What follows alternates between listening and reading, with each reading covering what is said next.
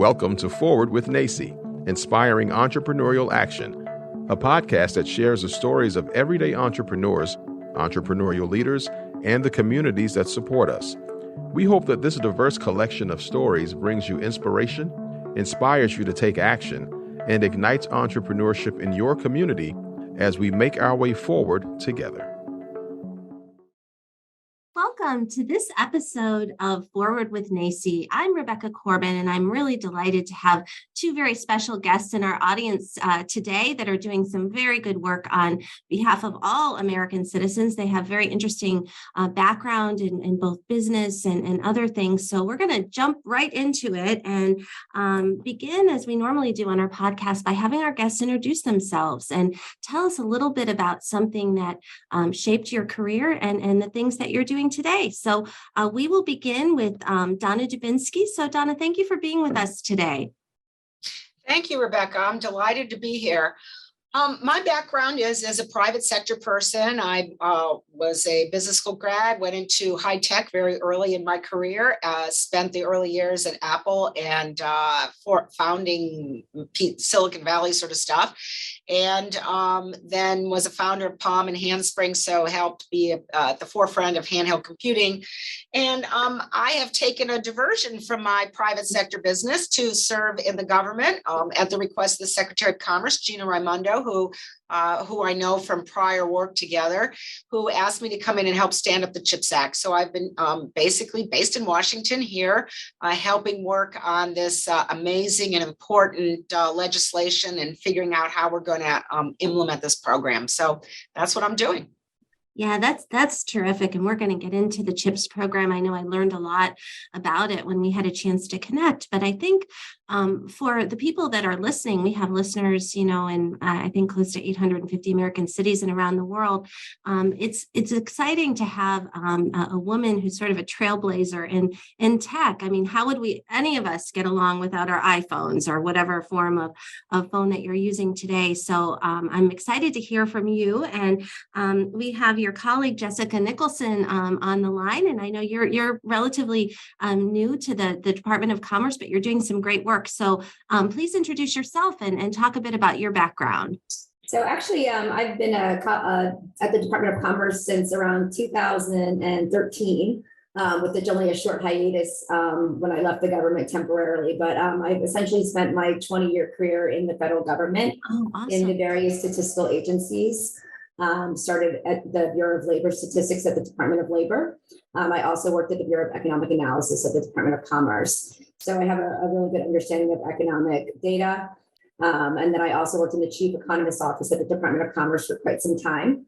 I would say my foray into workforce development, which is my focus right now on the CHIPS program, was when I was detailed to the White House and had the opportunity to work on the American Workforce Policy Advisory Board, working to shape career pathways for all Americans and to emphasize the importance of credentials and skilling. So this is a really great opportunity, I feel like, to employ that knowledge in the CHIPS program. We have a great need for workforce development under this historic act, and I'm really honored to be a part of it.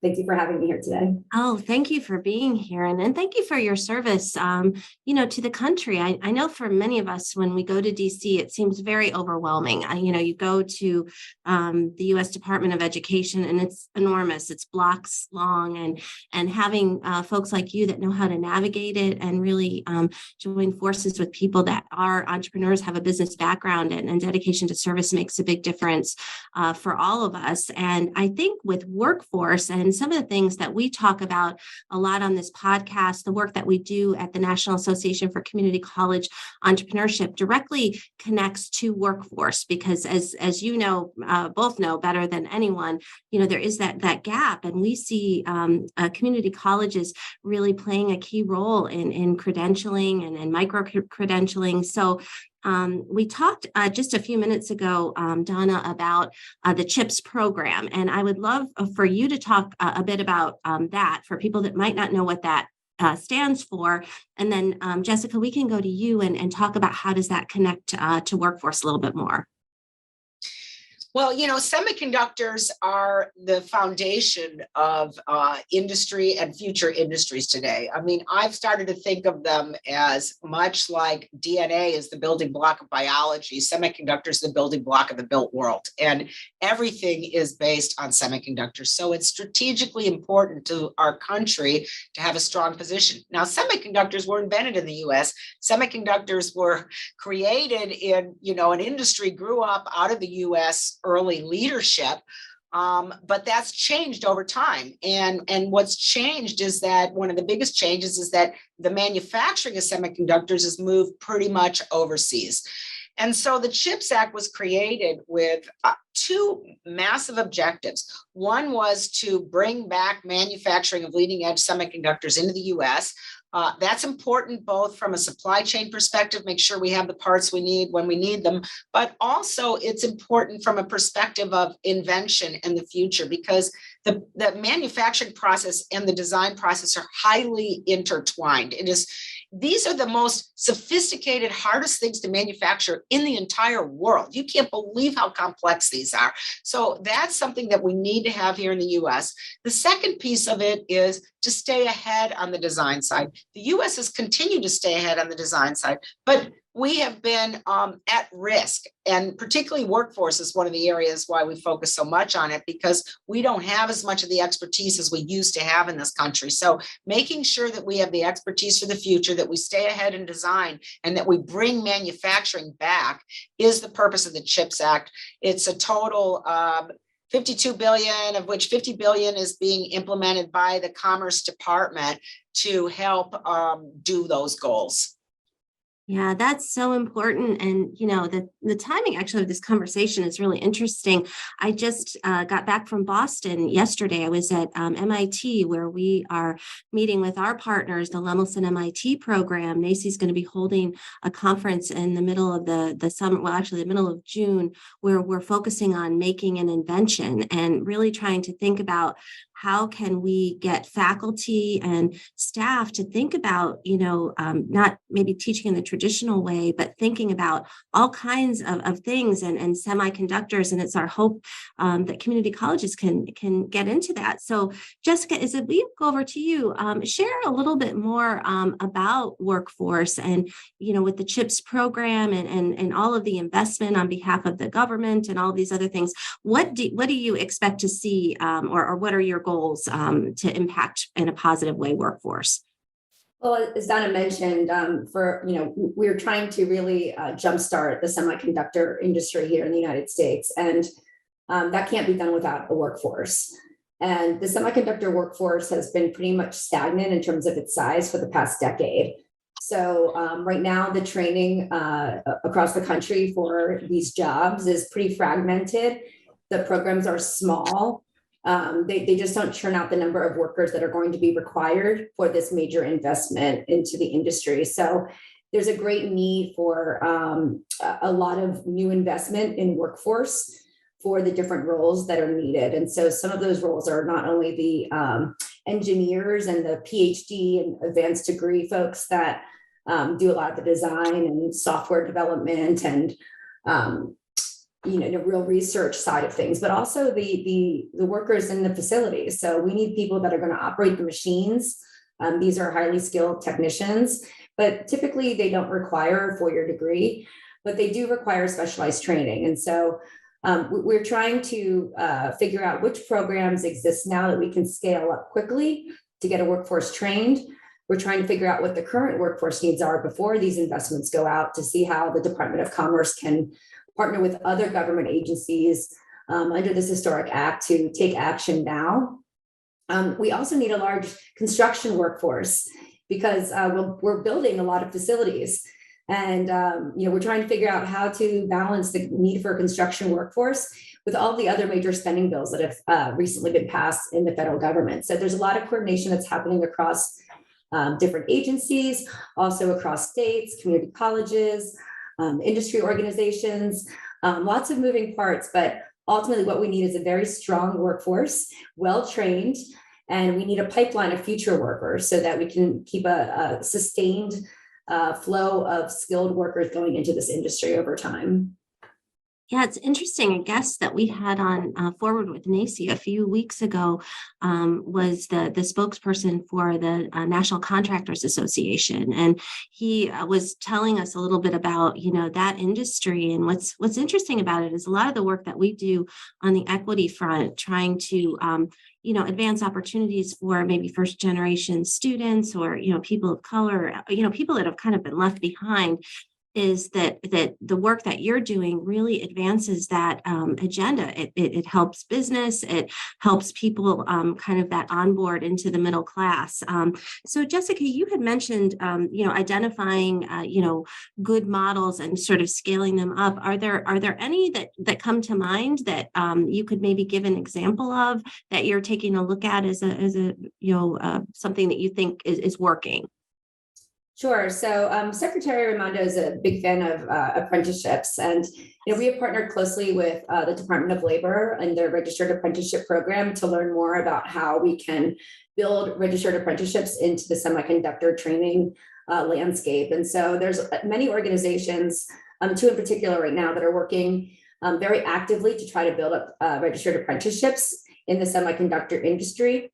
And Commerce is currently figuring out how to support these efforts. What we like about registered apprenticeships is that it allows workers to earn a wage while they're learning.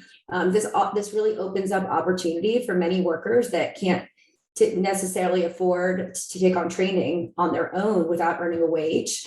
And the employers support them as they go through their training. It's also wonderful for employers because employers get to train these employees in the actual ways that their companies operate right from the get-go. So they don't have to untrain people. They don't have, from their old ways, from former companies. People get hands-on experience right from the start. What we also like about registered apprenticeships is that it really is a great way to increase diversity in the sector, like you mentioned. We really want to create new opportunities for a different pool of workers that traditionally have entered this industry. So the industry is underrepresented by women and also people of color. And registered apprenticeships often have nice targeted recruitment strategies and wraparound services that can help bring underrepresented people into these programs. So that is one area that we're really trying to focus on right now. Yeah. And I think especially for women, I know I spent years of my career before coming to NACCE working at a community college as a vice president. And it seemed to me that a lot of women would gravitate toward human services degrees or childcare, which is wonderful. But, the reality is you can't earn a living wage. And some of the women in particular were older, not old, but maybe in their 30s or 40s, had children to support. And really, I think providing that, that apprenticeship where they can earn money and they can also, kind of better their lives, and their children can have a better opportunity. So so the CHIPS Act, now tell us a little bit more. You had mentioned, Donna, that you have a newsletter and people might be able to, learn more about it. So share with us a little bit, how can they sign up for that, and what kind of information do you anticipate sharing? Is that for employers? Is it for, average citizens? Yes, we have a website. Thank you for asking, chips.gov. Please sign up for our email list on that website. That is our formal place. We are announcing any initiatives, any new information. There's webinars there. There's lots of stuff there. There's two, I think, major avenues for educational institutions to think about how to participate in this program. And I'd like to just plant that seed. So one avenue is that on the manufacturing side, as I described, there's sort of two big chunks of this program. On the manufacturing side, where we're working to build more fabs, they're called fabs, not plants, in the industry jargon, trying to build more fabs. And those fabs, as Jessica described, they need workers, they need operators, and when she said construction, it's like high-end construction workers. It's people who can build clean rooms and install very sophisticated machinery. So these are really good paying, high-skilled jobs. And there's an opportunity to partner with those fabs in getting them built and getting them operating. So the big companies who are building those are in certain geographies. Intel is in Ohio, TSMC is in Arizona, and so on. But they are partnering locally with community colleges. We've seen these partnerships already in terms of saying, help us get ready to train this influx of workers, and understanding in your region, do you have that activity going on? Are there potential partners to connect with? Reach out to them, get in front of them, say, here's how we can partner. So that's one thing that I think your audience could look at doing. The second part is on the research side. That tends to be more leaning towards the higher degree, maybe 4-year, master's, PhD level degrees. So, maybe less of your audience will participate, but there also is technology sectors and engineers and operators that are involved there. And the R&D effort is going to take a little longer to roll out. It's a little long term as opposed to the immediacy of the manufacturing effort. But if you stay on our email list, we will be publishing more information about that. What is our vision for workforce development? How do we expect to partner? Just to give an example, one of the things that I think is really important is that students need to sense how exciting it is to work on this stuff.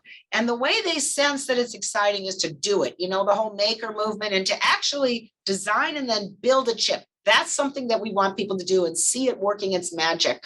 Well, colleges, we understand it's hard to get this equipment. It's expensive to get this training, and we'll likely have grant programs to enable that. We want to excite people to be investing in these things. So when we get to that point, that the email list will be the best place to get informed about that. It's premature to announce those programs, but they are things that we are actively thinking about.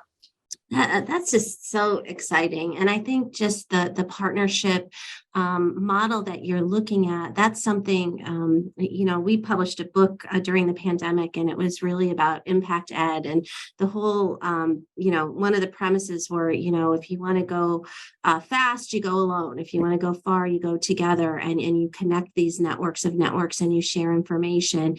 And I think that's exciting for people. On the NACCE board, most of our board, we're a nonprofit association made up of community college presidents, but we have one association, the American Association for Community Colleges. Their senior vice president of workforce development, Jen Worth, is on our board. And so we partner together. Their national conference is in January. And that's a theme that they have is really apprenticeships. And I know there's a lot of government interaction. I imagine, I don't know if you're going to be there, but I certainly people who are listening. So I just think raising awareness and being hopeful about it, because, Jessica, you had mentioned your background, being involved with economics and research. And I know a lot of people, are kind of looking at, with hopefulness, the gas prices, at least at the recording stage we're at now, are going down, which is really great. But there is this situation where we still have jobs available. So it feels, like the window is still open, but we have to act. So maybe, I don't know if you have a final thought in terms of just generally, in terms of the economy and some of the hopeful signs, but some of the things that we have to keep an eye on, why this particular CHIPS program and the work that you all are doing is so important to the recovery of the economy. Well, I think we all, heard a lot about the supply chain bottlenecks that occurred during COVID. And, that was a major cause of inflation. And, if you can't get parts and things are scarce, the price is going to go up. So, as Donna mentioned in the beginning here, this resiliency of our supply chain is extremely important. Car makers can't sell cars if they don't have these chips. And that was a major cost of, I think used cars and new cars were some of the highest inflated items during the height of the pandemic. And so now as we work through these things and we understand maybe how we need to be more resilient and understand our supply chains more, I think this is one opportunity where we can really start to dig into that. And just, sort of touching back on sort of a conversation that, had been started with you and Donna a second ago about partnerships. I just want to really re-emphasize that. In terms of the workforce too, we're really pushing for sectoral partnerships. We find that to be so important. I just want to re-emphasize that point. And part of that partnership will be creating career pathways so that even from, earning a technical degree, there's a clear pathway and a connection to how you can even go on and earn a 4-year degree post achieving that, associate's degree or 2-year degree. I think that's also really important for our economy to help people move up and increase their quality of life and earn better wages. Be able to really advance through the system in a very supported way. And, I think these are just really great opportunities that we have under the CHIPS Act. Well, you both are great spokespeople for that. And one of the messages that we always try to deliver, that I've seen this over and over again, is really, being a lifelong learner means, and we see this all the time at community college graduations, the youngest student is usually maybe 16, that was maybe a homeschooled child that, took community college classes. And then all the time, there are people in their 60s or 70s. One student in particular, I remember back when I worked for Rowan College at Burlington County, she was 70, and she had just earned a degree in audiology because she was a nurse and she didn't want to stop working. And there were certain things she couldn't do. And I think the message of apprenticeships is you don't have to be, 18 years old or 20 years old. And so I just think you both are just fantastic leaders and spokespeople for this. I hope people that are listening will find out more about the CHIPS program. Let's give the website one more time, just in case people missed that. CHIPS.gov, www.chips.gov. Can't get any easier than that. Well, I thank you both. I hope that you have a great day. I hope our listeners, if this information is not for you, that you pass it along to family and friends that can benefit from it. So thank you so much. Thank you for having us. Really appreciate the opportunity and the work that you and your colleagues do. It's very inspirational. Thank you so much.